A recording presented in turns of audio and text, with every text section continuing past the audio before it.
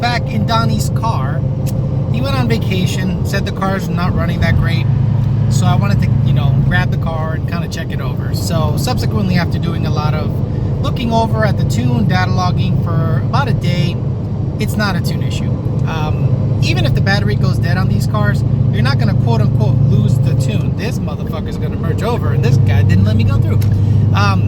You're not going to lose the tune. You're basically going to do a cam reset. Basically, all the fueling correction that was learned along the time or along the way was going to be relearned. Basically, it's like flashing the car all over again. But he's saying that at part throttle, the car has a miss, and he's right. I'm going to sport shift down to on fourth gear, and I'm going to give it part throttle, and you won't really hear it. Maybe you will. We'll see.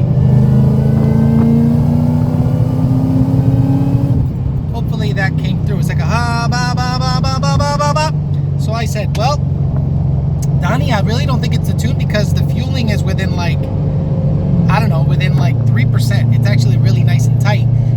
No misfire codes are coming up, and nothing weird is acting up. No check engine lights, no nothing. So I think it's just a simple matter of spark plugs. He said, but I replaced them a month ago. I said, I don't care. You've been running that cam lobe tune for a couple of days, and who knows, maybe with these cams, it's a little aggressive, it's dumping fuel.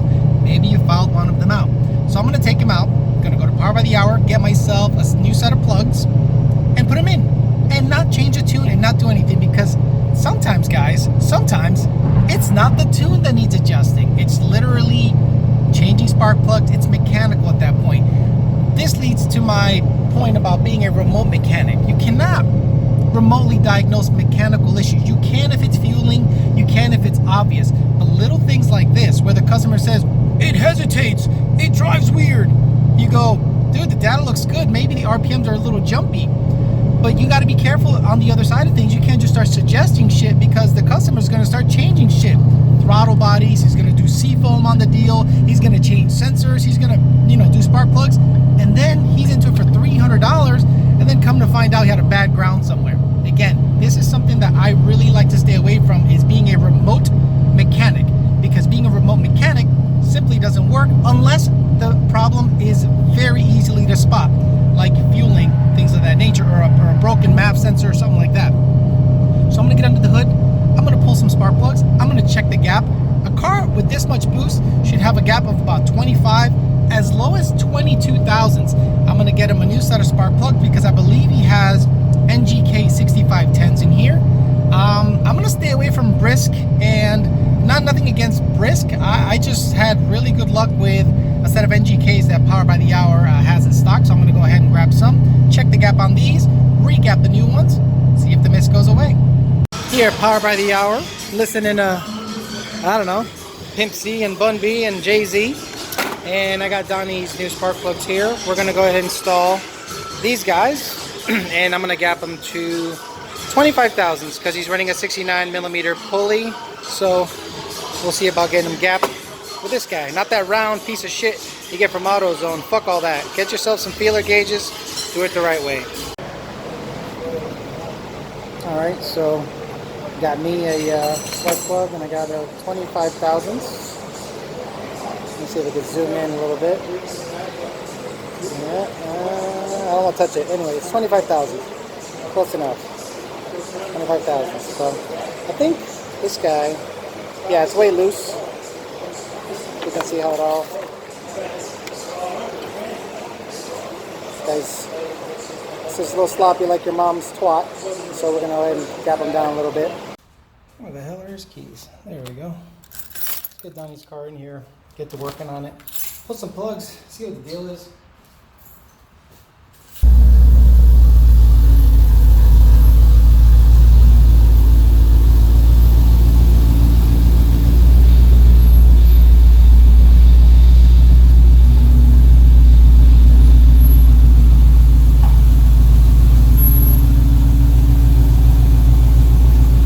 Alright, here's a typical engine bay for a supercharged Coyote. Gonna have to loosen some things up to get to the spark plugs. So I'll just start with the basic shit. The fuck? You know, out of all the things he's got in his car, these are the things that irk me the most. This shit. Yeah. Let me see.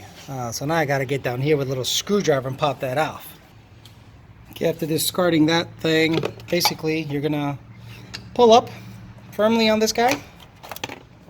It comes apart. Some people don't even reinstall those because they do a lot of maintenance. They tend to just leave that out. But obviously you're gonna have to disconnect all of the coils here. Oh baby, it's gonna ruin my fingers. Let me just be a little lazy fag. Yes, I said fag. Will YouTube allow this video to come on because of hate speech? Maybe. And grab an 8mm and do your thing. The hardest one to reach is going to be this back one, and make sure you don't arc anything out up against the battery. If you need to remove the battery, remove it. But I have ways around that by just using, you know, different size extensions. But take these guys out and just kind of discard them for now so they're out of the way. And just start pulling on this guy firmly. Boom, you're good. So I'm going to check each and every plug. I'm going to do the same to that side. Then we're going to check what the plugs look like and replace them. See if the intermittent misfire goes away. I get asked this question very often. Alex, since I'm doing this, should I ever upgrade my coils? Absolutely not. Excel MSD sells aftermarket coils, but honestly, stock ones are the best ones. Made up to 1,500 horse with them, no issues. Use the stock stuff. This side's a little easier to get to. I always start on that side, the harder side, because it just seems to be better that way. It just kind of seems to work out. Jesus, Alex, don't break anything. Be easy. I'm a little bit of a brute when it comes to this. I come from the industrial world, and we really don't do things kindly, you know, and I'm a bit of a brute when it comes to that shit, so I got to be a little careful pulling all this stuff out. I don't want to have to replace anything. You know, coils are not cheap. That's why when a lot of people ask me, Alex, would you replace the stock coils with Excels or MSDs? Nope. These are just fine, and they seem to last for a very, very long time. They're insanely well engineered, and don't necessarily need anything to make, I don't know, make it perform any better. This isn't an old Fox body where it needs a little, you know, extra spark. The stock stuff works just fine. Come on, baby. Beautiful. Best little thing I bought was that little gun right there. Maybe I can work on that corporate sponsorship, right, Milwaukee? I got to do whatever I can to get that money. Cletus is out there building 800 horsepower Crown Vics, and I'm here fucking around with clapped out Fox bodies. Oh, baby. All right. Doesn't matter which order. You can interchange them. All right, let's get some spark plugs out. You can find yourself some wobbly extensions. I highly suggest them. If you look at the end of this snap-on extension, it's kind of tapered away. So when you actually lock it in place, it gives you that little extra wiggle room. You know, it's kind of on the sloppy side, but it's good to get into certain corners and certain angles instead of it being, you know, I know this looks really stupid, you know, a bunch of extensions.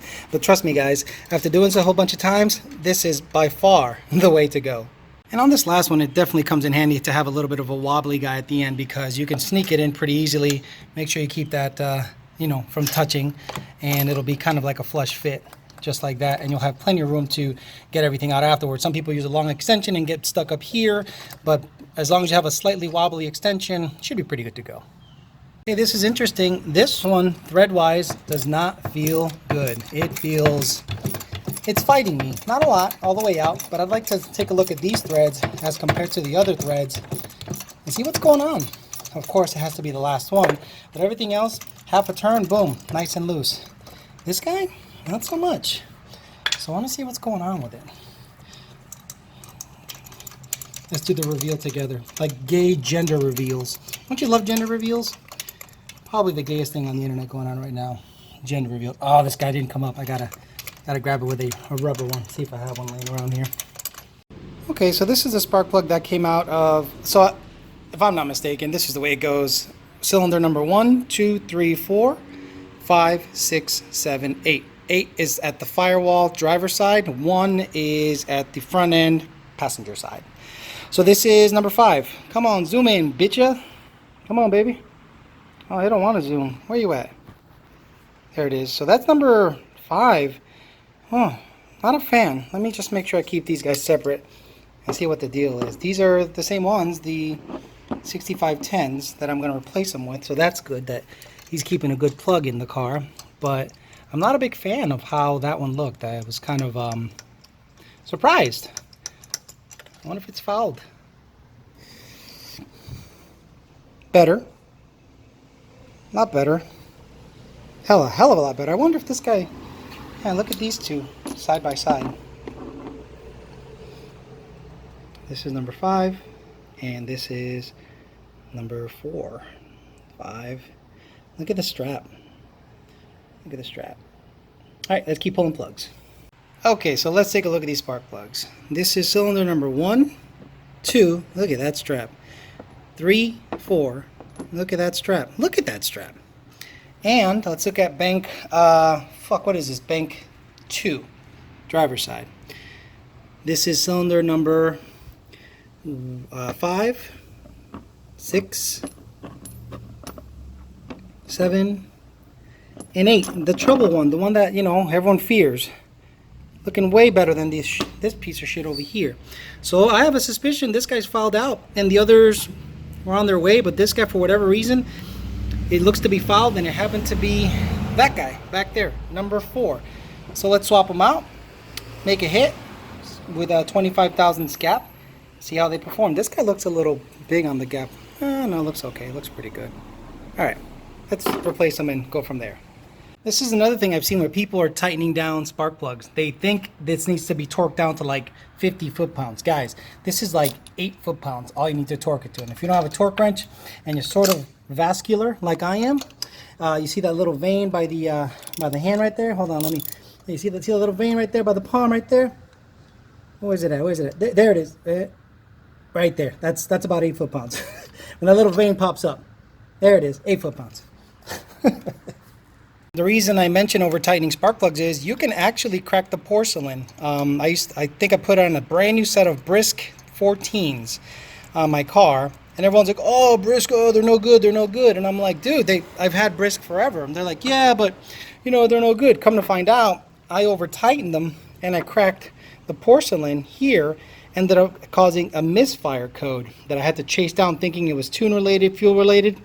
Pulled the spark plugs out, ended up being cracked porcelain because I cranked it down way too hard. And I distinctly remember cranking down on them a little too hard, thinking, shit, is that going to be okay? So 8 foot-pounds at the most.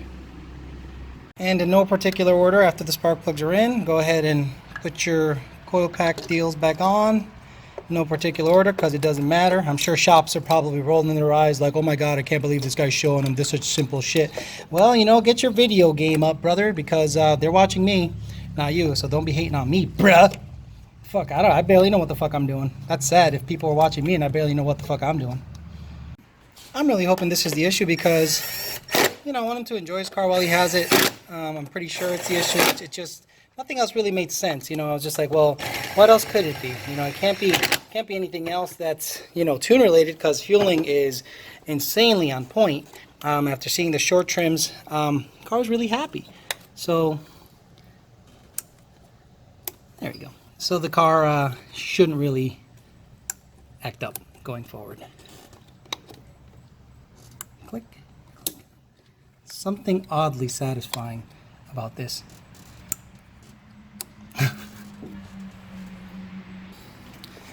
Okay, line this guy up with these guys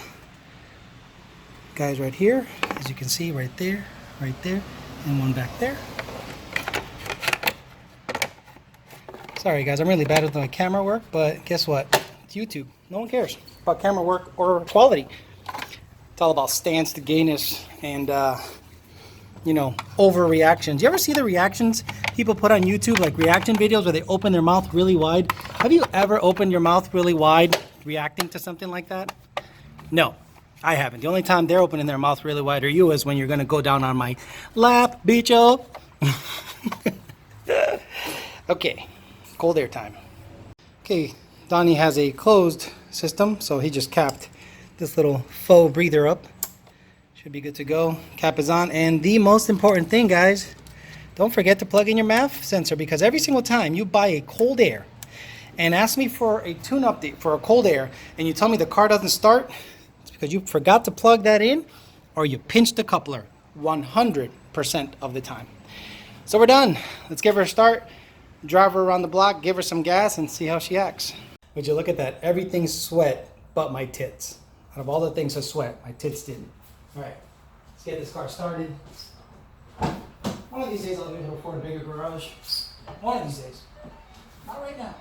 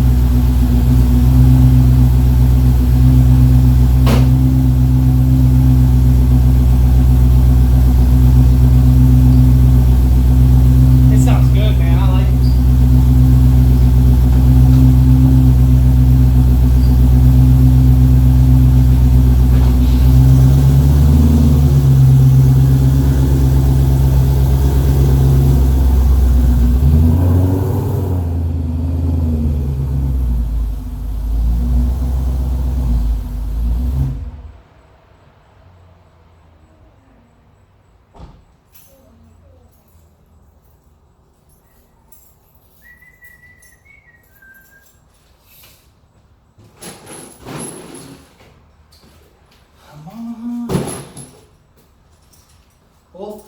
Let's take it for a test drive.